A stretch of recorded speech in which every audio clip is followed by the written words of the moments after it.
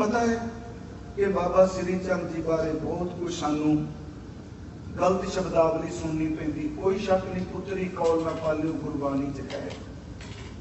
पर मैं एक बेनती करा, इस संप्रदा की बहुत बड़ी देन है सिखा सिखी दे।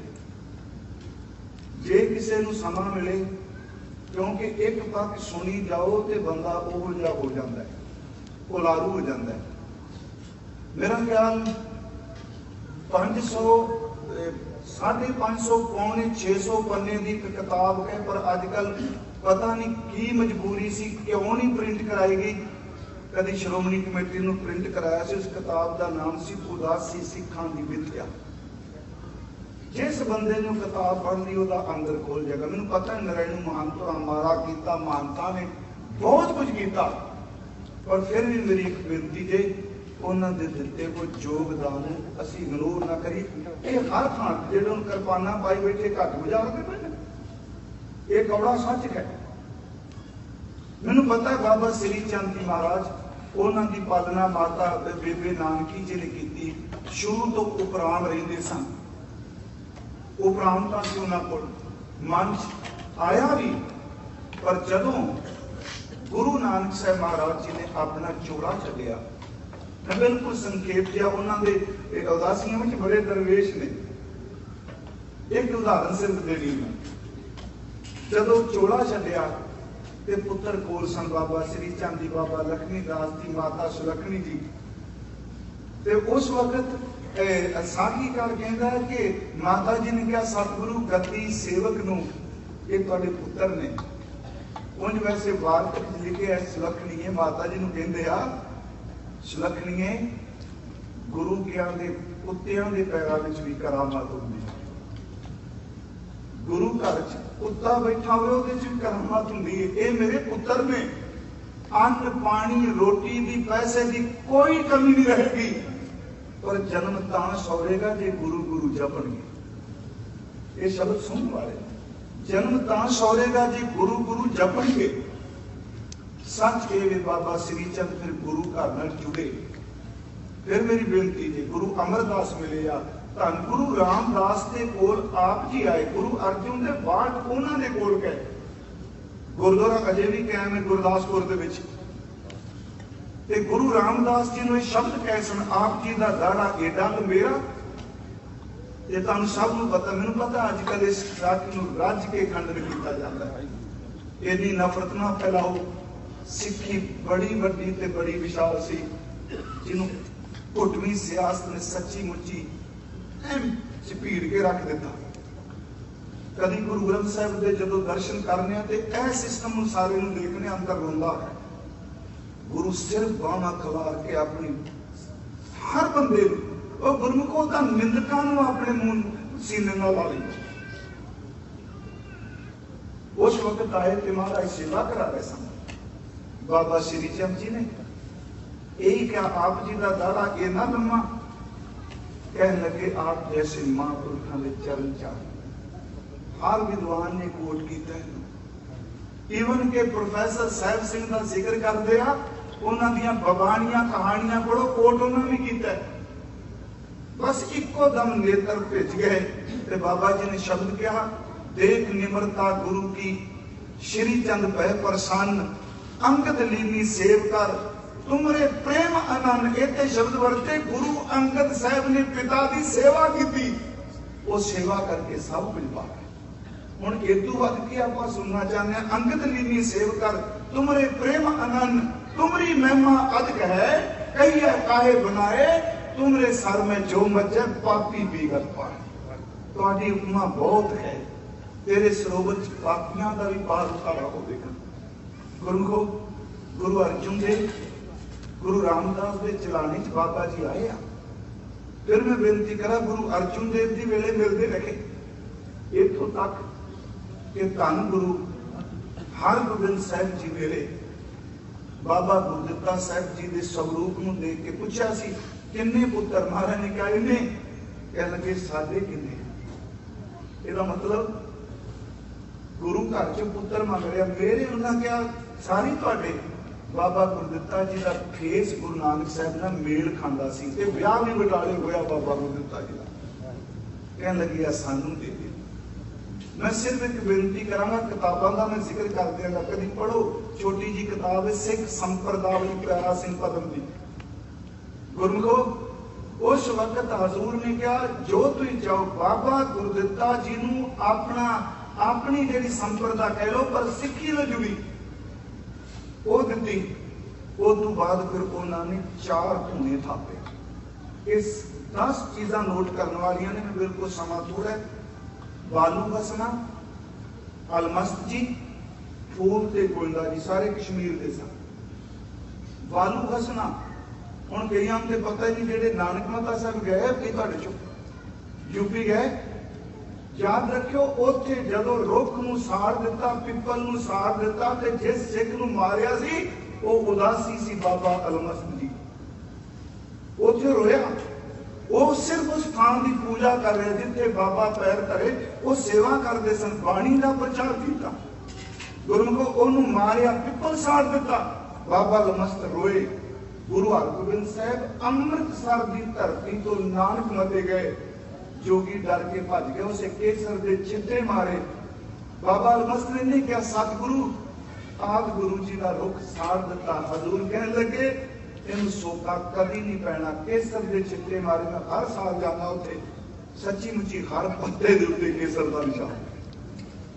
एक उन्होंने कथा जेडे भावना वाले जेडे तर्क वाले प्लीज भावे ना सुनो, मैं आप संगत नहीं कह रहा, घर च बैठे भी सुन रहे ना। उत्थे फिर 6 धूने सापे धूने लाते होंगे सन। इस विचों मैं फिर बेदरी करांगा, बालू हसना बाबा बाबा बालू हसना, बाबा अलमस्त जी, बाबा फूल जी, बाबा गोइंद जी गोइंदा जी। 4 धूनिया तो बाद फिर 6 बख्शा ने, सुथरे शाइए, भगत भगवानीए, जीत मलिए, बिख बना बख्त मलिए, मीए शाइए। वो गुरमुखो 6 बख्शा ने। इत्थों तक गुरु हरराय साहब के वेले की एक बख्शिश है, भगत भगवान उन्होंने 360 डेरे सन पूरे हिंदुस्तान में सिक्खी का प्रचार कर। अपनी कमजोरी भी देखिए ना। मैं फिर आपको बेनती करांगा, एक हंसली है जेडे दरबार साहब जाते उनका पानी बाहर होंगे, एक हंसली है जी जाओगे दरबार साहब ना मिलो, बाबा प्रीतम दास जी, वो 700 नागे साधुओं ने पट के लिया थी गुरु रामदास के घर वास्ते। मेरी इस करके बेनती है, एवं सारियां नूं विनती ना चाहिए, सिक्खी बड़ी विशाल है, इन्हां लोकां नूं नेड़े लियाउण दी लोड़ है। ते असीं चुकां नूं साडे, मैं अपनी गल कर रहा, साडे बुलारियां दे विच किला चुकिया है। मैं एक बार गया सी, रुपया डिग पै ते एडा वड्डा 6 फुट का बंदा 5 फुट पाया झुक जाता है। ते जे कोई संप्रदा थिड़क भी गया तो थोड़ा जिहा आपां भी झुकण दी जा सकी। इस संप्रदा च मैं जिक्र कर लगा दरवेश का, जिन्हों मान अपमान कुछ नहीं, विषय तो दूर नहीं जाता। मैं एक बार इतने सुनाया विषय, उस दरवेश का नाम उन्होंने जी 6 बख्शा मिली, संगत साहिबी है, जिन्हों तुसी बाबा फेरू जी कहते। असल च उन्हों का नाम सी भाई संगत। उधर असीं मियाँ शाह की गल की सी, मियाँ साहब जी ऐतवार वो गुरु तेग बहादुर साहब की बख्शिश सी। ते बाबा फेरू जी संगत साहब जी ने ये उदासी गुरु हरराय साहब, गुरु हरकृष्ण साहब, गुरु तेग बहादुर ते गुरु गोबिंद सिंह महाराज तक सुने उस बेनती। बाबा फेरू जी एक घोड़ा लाते सन फेरी, महाराज जी की सेवा इन्नी की, महाराज जी ने बख्शिश दी। ये 6 बख्शा 4 धूने, ये 10 बड़िया बड़िया मूलियां ने उदासी संप्रदा दियां। इन्हां दी सेवा शुरू कर दी महाराज जी की। गुरु हरराय साहब तो बाद गुरु हरकृष्ण साहब, गुरु तेग बहादुर, ते जदों मसंदां च गिरावट आई, ये आई नहीं। ते महाराज जी जो पूछ लिया भी कौन, उन्होंने दसिया जी ये भाई संगत साहब तक कभी आए नहीं। मुंशी ने पूछा भी, उन्होंने कभी दसवंत की माया भी नहीं। हजूर ने भाई आलम सिंह नचना 5 सिखा इन्हों के डेरे से भेजा, तो उत्ते शब्द बहुत होर लिखे आ, कह लगे उन्होंने मुश्का बन के लियाओ इत्थे। उन्होंने पता नहीं, ये सिख चले गए, जो डेरे ते पहुंचे तो पूछा जी ये संगत साहब जी कितने, मैं क्या ना ही कोई भाई फेरू। कहने लगे जी वो दिने सारा हुण लंगर की सेवा करके वो इस वेले एकांत चले जाते आ जाएंगे थोड़ी देर में, पर तुसीं कित्थों आए? उन्होंने कहा गुरु गोबिंद सिंह। बस जी सेवादारों ने चरण पकड़ ले, प्रसाद पानी छकोगे की। इन्ने चिर उन्होंने मन च इन्ना प्रभाव पिया भी बंदे इन्नी निमरता वे। मजीठी रंग का चोला पाया, हाथ में तुम्बा पकड़िया ते बाबा फेरू शब्द गाउंदा होवे पिया। उच्ची उच्ची कल्ला ही शब्द पढ़ी जाए। उन्होंने कहा जी बाबा जी आ गए, बाबा संगत है, बाबा फेरू जी। प्यारे के सिखां दी किसी की जरूरत नहीं भी इहदियां बाहां बन सके। चेहरा तंगदा करता वाहिगुरू जी की बख्शिश। उन्होंने फिर बोलन की थां ते कागज दे दिता कि इहदियां पिछों बाहां बन के लियाओ, इत्थों तक दाड़े का जिक्र है, इत्थों बढ़ के। भाई फेरू जी दी अखां भर आईयां। कहने लगे सच्चे पातशाह मैं बिरद ना कर तू किन्ना कृपालु है, मैनू तू याद किया, तुसीं बुलाया। उन्होंने लस्सी दे के मेरिया बाहां बन लो। वो कहने लगे नहीं बाबा जी बाहां नहीं बननी। कह लगे नहीं नहीं मैं सारी जिंदगी सिर्फ हुक्म मन्निया, कंधी ते रुकना, तुहानू बाहां बनने वास्ते कह, मेरे लिए हुक्म बाहां बनाने वास्ते कह। दाड़ा लम्मा सी, इधर दोवां पासे कर कहने फालो जो पढ़ना। मैं तुम बेनती कर लगा क्यों क्या? उन्होंने कहा जी नहीं इस तरह कहना, तुसीं नहीं बनना ना बनो। चुप करके अपनी बाहां इत्थे पिछे कीतियां। गुरु को सारा रास्ता वो साधु बाहां पिछे करके तुरदा आया, तेरा हुक्म मंगन लगा।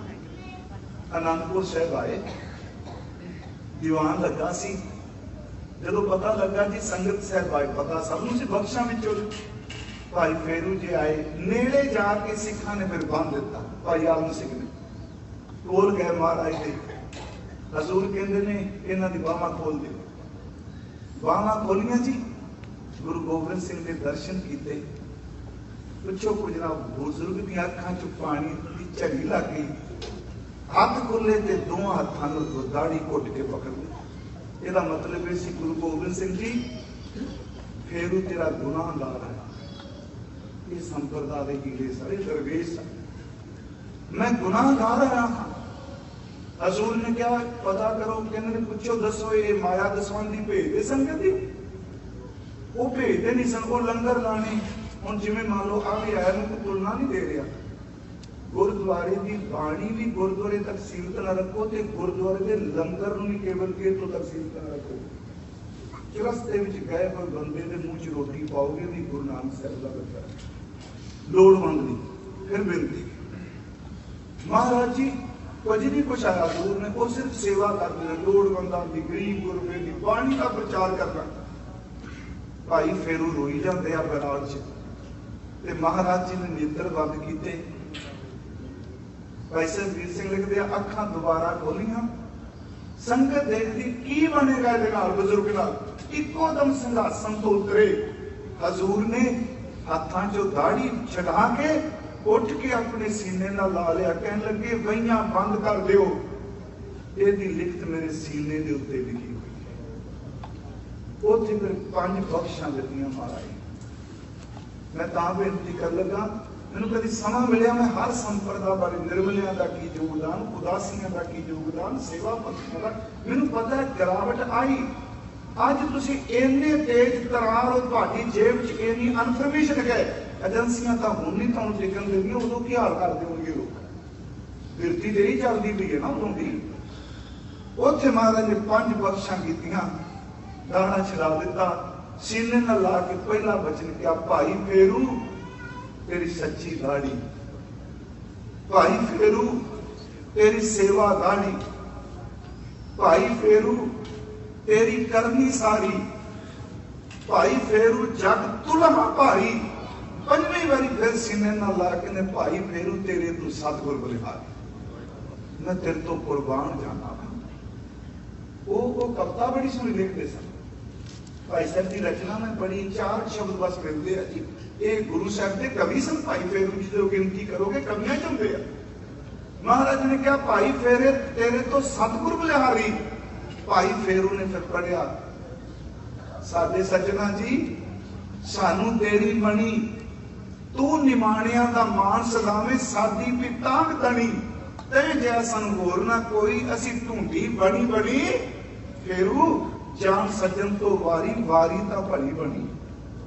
ये पंजाबी दी जदों बिरध हो गए सन ना जी, इन्ने नाम च हो गया, फिर कलम चुक के जो लिखते सन, मैं उन्होंने एक होर शब्द रचना पढ़ी, कहते हैं माए नी माए मेरिया कौन कत्ते हुण पूरियां, उन्नी दिल करदा किसी काम, माए नी माए मेरिया कौन कत्ते हुण पूरियां,